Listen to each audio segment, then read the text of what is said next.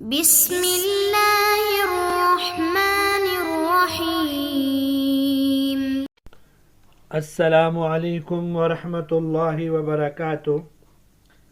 عزیز طلباء، امید ہے کہ آپ خیریت سے ہوں گے۔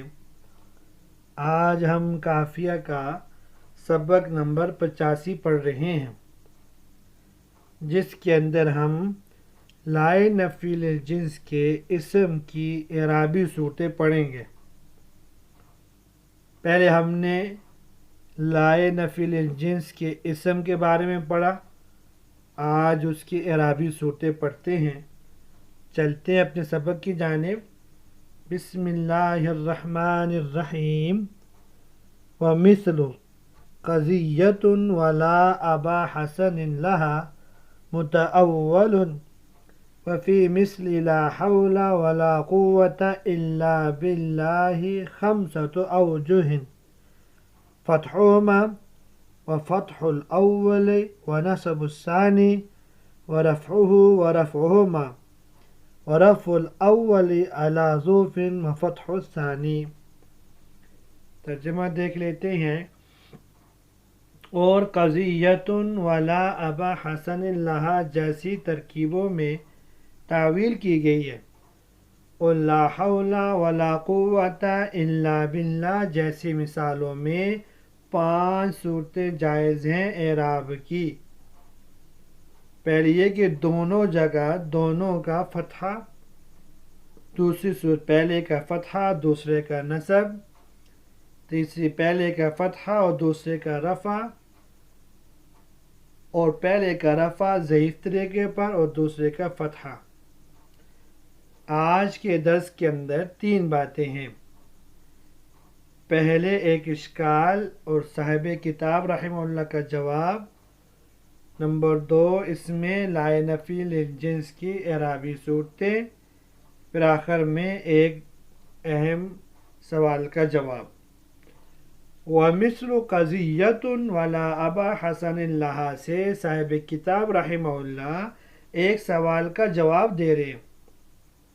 سوال یہ ہے کہ ابھی آپ نے قاعدہ پیش فرمایا وَإِنْ كَانَ مَعْرِفَةً وَجَبَ الرَّفْعُ وَالتَّقْرِيرُ، یعنی اگر لائے نفی الجنس کا اسم معرفہ ہو تو اس کا مرفوع پڑھنا بھی واجب ہے، اور دوسرا اسم اس کے ساتھ لا کا تکرار بھی لازم ہے۔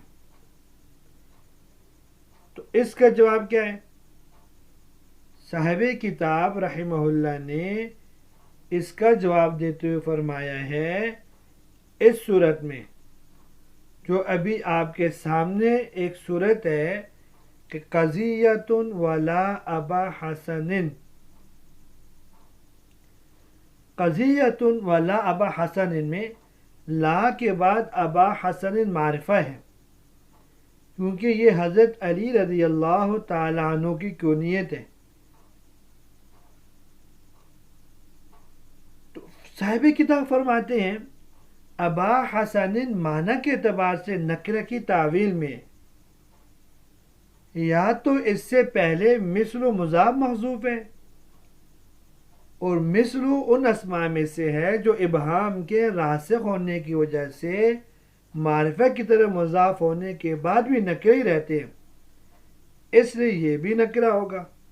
اور یہاں ابا حسن بول کر حضرت علی رضی اللہ تعالیٰ عنہ کا وصف مشہور یعنی فیصلہ کرنے والا ہونا مراد لیا گیا، کیونکہ حضرت علی رضی اللہ تعالیٰ عنہ فیصلہ کرنے کی مہارت میں مشہور تھے۔ اور قاعدہ یہ کہ اگر علم بول کر اس کا کوئی وصف مشہور مراد لیا جائے تو اس کی علمیت ختم ہو جاتی ہے اور وہ نکرہ ہو جاتا ہے۔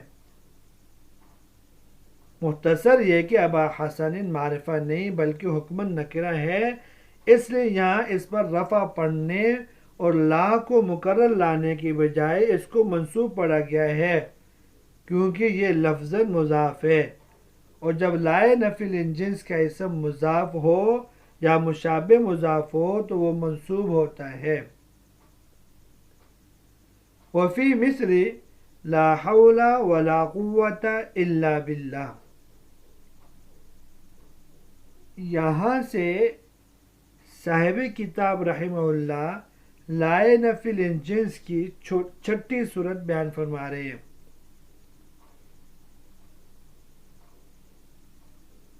اور اس کے جواز کی 5 وجوہات بیان فرما رہے ہیں. تو لا حول ولا قوت الا باللہ سے پہلے فی مثل لا کر اس طرف اشارہ کیا کہ ہر وہ ترکیب جس میں لا باعتبار عطف کے مقرر واقع ہو اور دونوں کے بعد متصل اس میں نکرہ ہو تو اس میں 5 وجوہات جائز ہیں. پہلی صورت فتحہما یعنی دونوں اسم مبنی بر فتح ہوں، جیسے لا حول ولا قوت الا باللہ. اس صورت میں دونوں جگہ لا نفی الجنس کا ہوگا اور بعد والا اسم نکرہ مفردہ ہونے کی وجہ سے وہ مبنی بر فتح ہوگا. تو ایسی صورت میں اس کی ترکیب میں 2 احتمالات ہوں گے. ایک یہ کہ لا حول ولا قوت الا باللہ پورا ایک ہی جملہ ہو اور مفرد کا عطف مفرد پر ہو، دونوں کی ایک ہی خبر مقدر مانی جائے. مثلا یہ کہا جائے لا حول عن المعصیت ولا قوت علی الطاعت موجود یا موجودان الا باللہ. اس میں لا قوت مفرد کا عطف حول مفرد پر ہے اور موجودان دونوں کی خبر ہے جو محذوف ہے. دوسرا احتمال ترکیب کا یہ ہے کہ لا حول ولا قوت الا باللہ 2 جملے ہوں اور ایک پورے جملے کا عطف پورے جملے پر ہو اور تقدیری عبارت یہ نکال کر کہا جائے لا حول عن المعصیت موجود الا باللہ ولا قوت علی الطاعت موجود الا باللہ. اس طرح دونوں جگہ لا برائے نفی الجنس کا ہوگا، حول اس کا اسم اور موجود اس کی خبر محذوف ہوگی. لائے نفی جنس اپنے اسم اور خبر سے مل کر پورا جملہ معطوف علیہ اور اگر لا قوت الا باللہ یہ معطوف ہوگا. دوسری صورت فتح الاول و نصب الثانی، ان دونوں میں سے پہلا مبنی بر فتح ہو اور دوسرا منصوب ہو، جیسے لا حول ولا قوت الا باللہ. اس صورت میں پہلا لا برائے نفی الجنس ہوگا اور بعد والا اسم مفرد جو اسم مفرد ہے وہ اس کا اسم ہوگا اور دوسرا لا چونکہ صرف تاکید کے لیے اس لیے قوتاً اس کا معمول نہیں ہوگا بلکہ پہلے کے لفظ پر معطوف ہونے کی وجہ سے تنوین کے ساتھ منصوب ہوگا. اور حول چونکہ لفظاً منصوب ہے اور مبنی ہونا تو اس کا عارض ہے، اس لیے اس کے لفظ کا اعتبار کر کے قوتاً کو منصوب پڑھیں گے. اور اس کو مبنی پر فتح اس لیے نہیں بنا سکتے کہ مبنی پر فتح کی جو شرائط ہیں وہ قوتاً کے اندر مفقود ہیں. ان شرائط میں سے ایک شرط یہ کہ اتصال ہو، یہاں اتصال نہیں ہے. اس صورت میں بھی ترکیب میں 2 احتمالات ہیں. پہلا احتمال یہ ہے کہ مفرد کا عطف مفرد پر ڈالا جائے اور دونوں کی ایک خبر مقدر نکالی جائے، جیسے لا حول عن المعصیت ولا قوت موجودان الا باللہ. اور دوسرا احتمال یہ ہے کہ پورے جملے کا عطف پورے جملے پر ہو اور ہر ایک لا کی خبر الگ الگ محذوف ہو، جیسے لا حول عن المعصیت موجود الا باللہ ولا قوت علی الطاعت موجود الا باللہ. رفعہ تیسری صورت یہ بتا رہی ہے کہ پہلے لا برائے نفی جنس کا ہوگا اور بعد والا اسم مفرد اس کا اسم ہوگا اور مبنی بر فتح ہوگا اور دوسرا لا زائدہ ہوگا اور ملغا عن العمل ہوگا.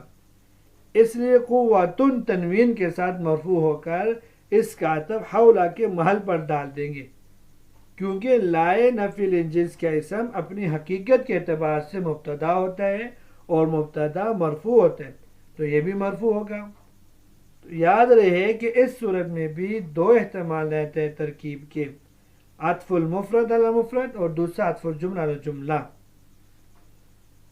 بالفاظ دیگر مذکورہ دونوں صورتوں کا خلاصہ آسان طریقے سے یہ سمجھ لے کہ قوتا کے معطوف علیہ کے دو محلے، محل قریب اور محل بعید۔ محل قریب یعنی لائے نفی الجنس کا اسم ہونا، اس صورت میں اسم مبنی پر فتح ہوتا ہے۔ محل بعید یعنی اس کا مبتدا ہونا، لہذا قوت کا عطف اگر حولہ کے محل قریب پر ڈالیں تو یہ منصوب ہوگا، محل بعید پر ڈالیں تو یہ مرفوع ہوگا۔ چوتھی صورت رفعہما یعنی لا حول ولا قوت الا باللہ، دونوں جگہ میں لا زائدہ اور ملغا عن العمل ہوگا اور دونوں اسم مبتدا ہونے کی وجہ سے مرفوع ہوں گے۔